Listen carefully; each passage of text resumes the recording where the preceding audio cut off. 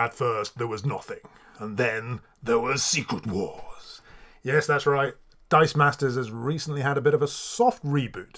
Nothing fundamental has changed about the rules, but we have got a whole new set with lots of new characters and a lovely redesign. If you'd like to find out more about that, please do check out our YouTube channel. And if you scroll down, you'll find a Secret Wars playlist packed full of goodies, and the most useful for finding out the basics of Secret Wars and the soft reboot is this Dice Masters A Buyer's Guide video. Check that out when you've got a minute, but for now, let's return to Secret Wars and the top 5 common cards. First of all, a little disclaimer. These are basically just my opinions, informed by the opinions of the Dice Masters United podcast crew and the rest of the community, especially on Discord. But at the end of the day, it's no sort of definitive judgment. These are just cards which I think are great and that you'll enjoy. And along the way, I'll mention a bunch of other cards. So it'll give you a little overview of the commons in the set. Okay, first up, number 5. Well, I had a little trouble deciding. I couldn't quite pin it down, but so I went through a few iterations. This made an appearance, Captain Britain, common. While Captain Britain is active, your opponent can't field character dice at level 3. For a 4 cost, that is not a bad ability at all. But it is one that we've seen before on Black Cat. So I thought, no, okay, maybe that's not going to be my number 5, although it is a good card. Then I thought maybe Captain Marvel. She only costs 4 again. Some healthy stats, the dodgy fielding costs. While Captain Marvel is active, your character dice get +1 attack and +1 defense. Now, we've seen this kind of ability before, but it's usually been for affiliations or specific dice or perhaps for sidekicks. So I think this is the first time that we've seen your whole field get a +1 and +1, and for a 4 cost, that's not bad.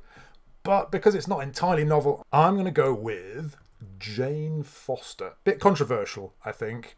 It's all about life gain, and life gain has historically not been particularly popular outside of very specific formats.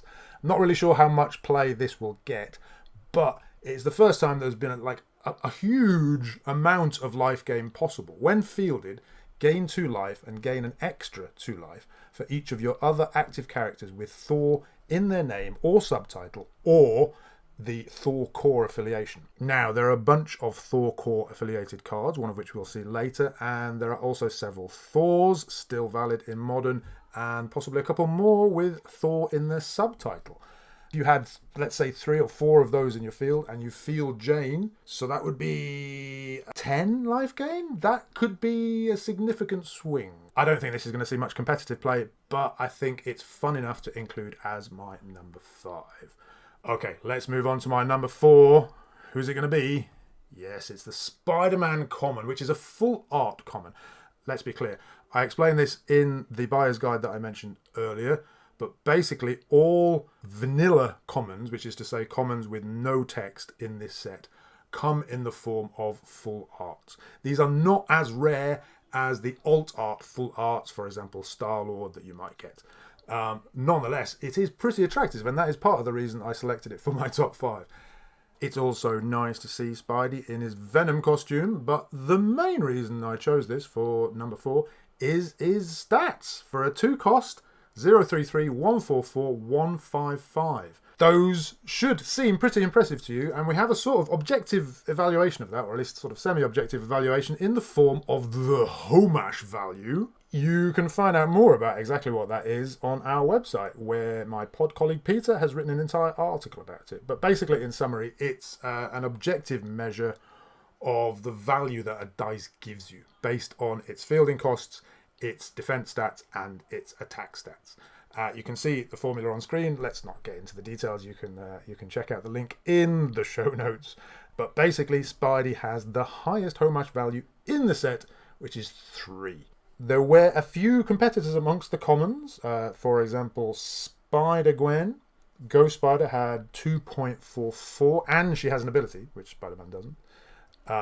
Also, the Invisible Woman common. She had 2.5 and has an ability which would improve her Homash value, and also a global. And Black Swan has great stats and low fielding costs and a really good ability. She costs a bit more, and her Homash value would be 2.5 also. But I think, on balance, given that the artwork is lovely and he only costs 2, his tremendous homage value earns Spidey a place in my Secret Wars top 5. Okay, let's move on to number 3. Who's it going to be? It is Phoenix Force Cyclops, bonded to the Force. He's a 5-cost bolt, and his ability reads, when fielded, choose an opposing character card, cancelling all previous choices. That character gets -5 attack while Phoenix Force Cyclops is active. What good is that, you might think? Reducing something's attack? Well, if it's a threatening attacking die, it might be helpful, but what if you couple it with this? Arch Nemesis. Specifically the global, which says pay a shield, target character die has D equal to its A. So now you're reducing the attack by 5 and then making the defense equal to that attack. So anything that has an attack of 5 or less will get 0 attack, and then you'll make the defense equal to that 0, which will mean that the die is immediately KO'd, because that's how it works. And what does that mean in practice? Well, for the low price of 1 shield, you can KO every level 1 in the set, assuming it hasn't been pumped by something, 87.5% of the level 2s, and 62.5% of level 3s. I'd say that's not bad. It's probably a little bit better than it appears. Now, clearly, those are just the stats for Secret Wars, and outside of the set, that there will be more variation. But I think that's pretty interesting and definitely worthy of a place in my top 5. Okay, let's crack on to number 2, and number 2 is Goddess of Thunder, aka Storm, I guess.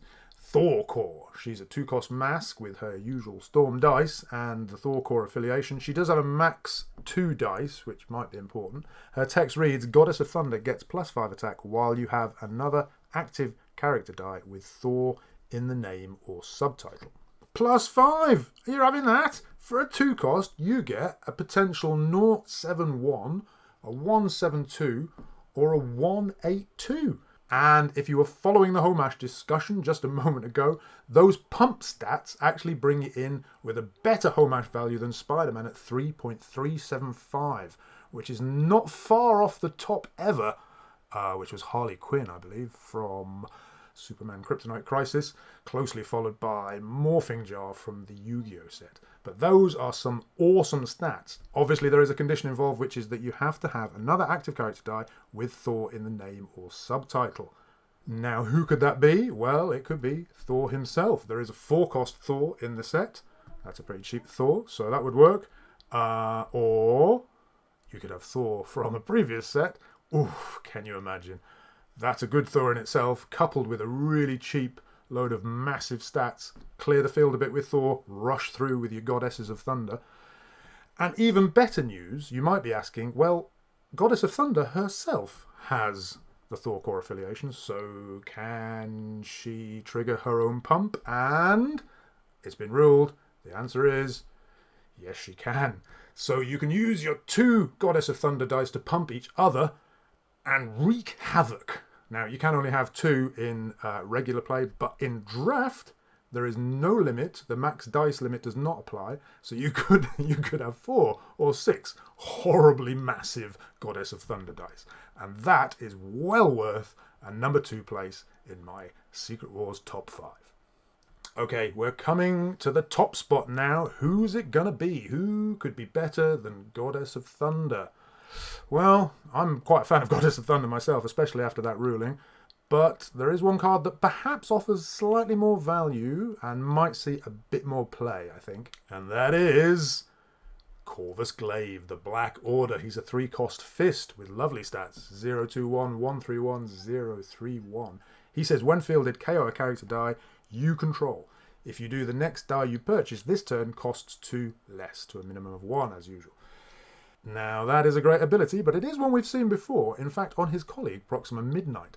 But one of the key differences here is that she has a fielding cost on every face, whereas he is free to field on 2 of his sides. So on those sides, you get a genuine 2 discount, which is great stuff. Really good in draft to allow you to get to those more expensive characters.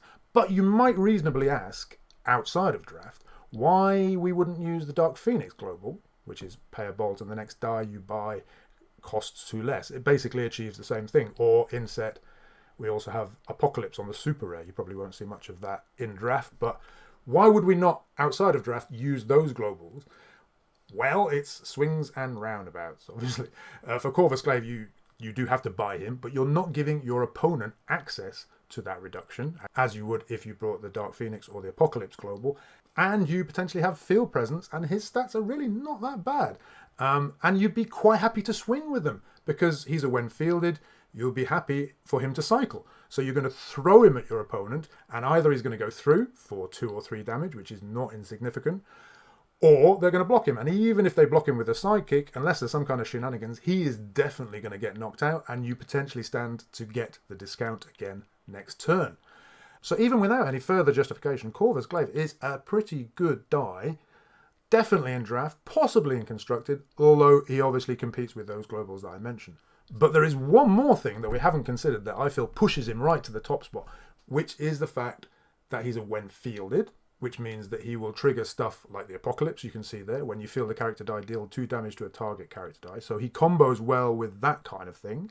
And also, for example, with Jubilee. And he also triggers when KO'd effects, of which there are a few, but one particular one is this nasty piece of work. Terax Rare. While Terax is active, when one of your character dice is KO'd, deal 4 damage to target character die. Nice. So you field Corvus, KO him immediately, get your discount, and do 4 damage to one of your opponent's dice. Nice. All in all, that is a tasty package, and that's why he's made it to my number 1 spot in my Secret Wars top 5. What do you think? Do you agree? Do you think I've missed something? Would you like to hear more about the commons in the set? If you would, please do check out our podcast, in which we go through every single card in the set, starting in Series 2, Episode 1, with the commons. Again, I'll put the link in the show notes. Okay, I hope you found that useful. Please do like, subscribe, and watch lots of other videos. If you have any questions or I've made any mistakes, please do let me know in the comments, and keep your eyes peeled for more Secret Wars Top 5 videos soon. Bye-bye.